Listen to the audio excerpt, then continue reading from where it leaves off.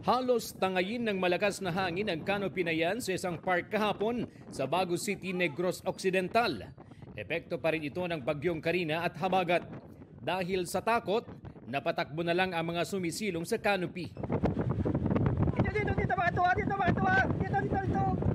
Halos 3 minuto ang tinagal ng paggalaw ng canopy. Wala naman naitalang sugatan sa insidente. Imbes na mag-abala sa paghahanda para sa pasukan ang mga guro ng Anolid Elementary School sa Mangaldan, Pangasinan, sinasalban nila isa-isa ang mga gamit ng paaralan matapos pasukin ng baha ang mga classroom.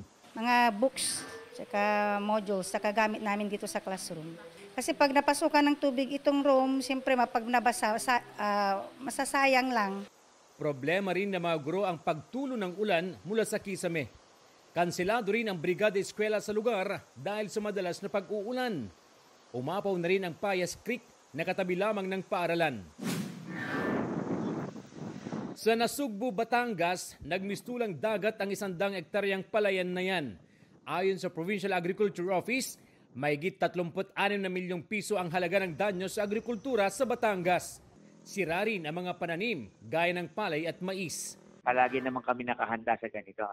Yung pamimigay namin ng mga planting material, seeds again. Ganun ulit yung magiging tulong namin sa kanila. Para sa GMA Integrated News, ako si CJ Torida ng GMA Regional TV, ang inyong saksi.